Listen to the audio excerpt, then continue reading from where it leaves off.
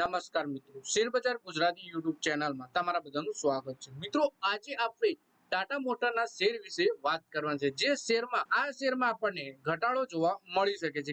કેમ કે આપણે વાત કરીએ કે કેમ ઘટાડો આવી શકે છે, તો ઓગસ્ટ મહિનાના અંતમાં JLR ના કોમ્પ્યુટર સિસ્ટમ પર સાયબર હુમલો થયો હતો અને હેકર્સે સિસ્ટમમાં ઘૂસણખોરી કરી, જેના કારણે ફેક્ટરીના કામોમાં ઓછું થવા લાગ્યું। તો આના વિશે આપણે ડિટેલમાં માહિતી જોઈએ કે આનાથી કંપનીના શેર ઉપર શું અસર પડી શકે છે અને કેટલો ઘટાડો શેરમાં આવી શકે છે।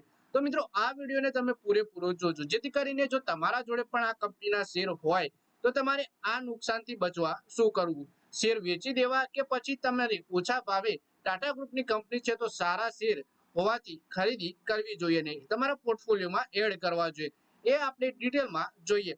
પણ મિત્રો, કોઈ પણ શેરમાં ખરીદી કે વેચાણ કરતા પહેલા તમારા ફાઇનાન્શિયલ એડવાઇઝર જોડે આ શેરને લઈને તમારે ચર્ચા કરી લેવી, પછી જ તમારે શેર બજારમાં રોકાણ કરવાનો નિર્ણય કરવો જોઈએ। સાથે જ મિત્રો, જો આ વિડીયો આપણી ફેસબુક પેજ ઉપર જોઈ રહ્યા છો તો આપણા પેજને ફોલો કરી દેજો અને વિડીયો પોતાના મિત્રો સાથે ફેસબુક ઉપર બધી જગ્યાએ શેર કરી દેજો। સાથે જ જો આ વિડીયો આપણી યુટ્યુબ ચેનલમાં જોઈ રહ્યા છો તો આપણા વિડીયોને હાઈપ પણ કરી દેજો, જેથી શેર બજારની માહિતી ગુજરાતના દરેક રોકાણકાર પાસે સરળતાથી પહોંચી શકે।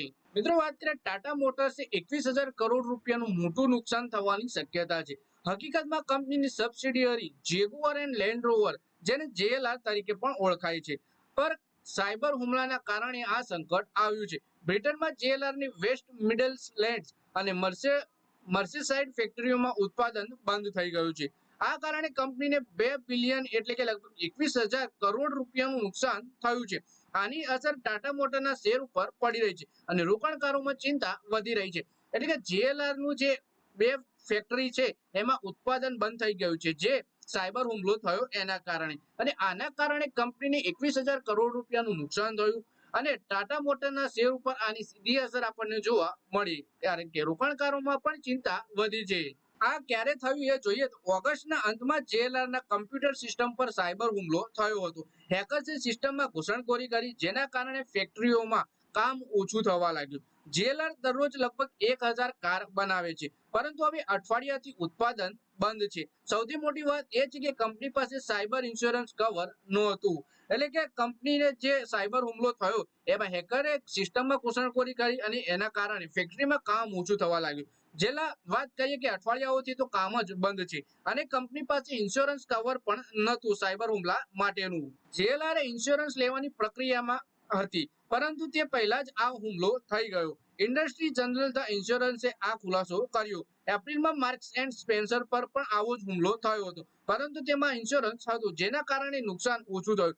JLRને હવે આખું નુકસાન પોતે જ ઉઠાવવું પડી રહ્યું છે, એટલે કે કંપની ઇન્સ્યોરન્સ લેવાની તૈયારીમાં જ હતું, પણ એના પહેલા જ આ હુમલો થઈ ગયો, એટલે હવે કંપનીને બધું જ નુકસાન પોતે જાતે ઉઠાવવું પડશે।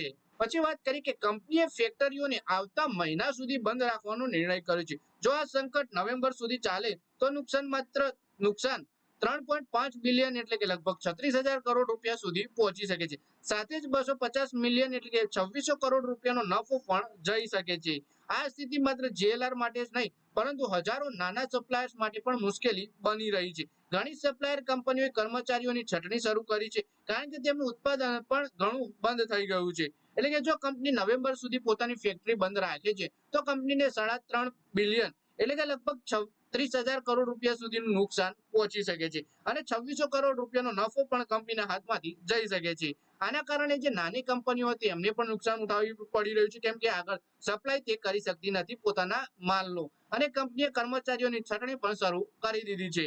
કંપનીએ આના વિશે શું જણાવ્યું એ જોઈએ તો બ્રિટનમાં યુનિયન્સ અને સાંસદો સરકાર પાસેથી મદદ માંગી રહ્યા છે। બિઝનેસ સેક્રેટરી પીટર કાઇલે પગાર સબસિડી આપવા માટે ના પાડી છે, પરંતુ તેમણે એક યોજના બનાવી છે જેમાં સરકાર સપ્લાયર્સ પાસેથી સીધા પાર્ટ્સ ખરીદશે અને પછી JLRને વેચશે। આથી નાની કંપનીઓને થોડી રાહત મળશે। ટાટા મોટર્સે કહ્યું તેમનું ધ્યાન ગ્રાહકો, સપ્લાયર્સ અને કર્મચારીઓને સપોર્ટ કરવા ઉપર છે। કંપનીના પ્રવક્તાએ જણાવ્યું કે તેઓ આ મુશ્કેલીમાંથી બહાર આવવા માટે દરેક શક્ય પ્રયાસ કરી રહ્યા છે।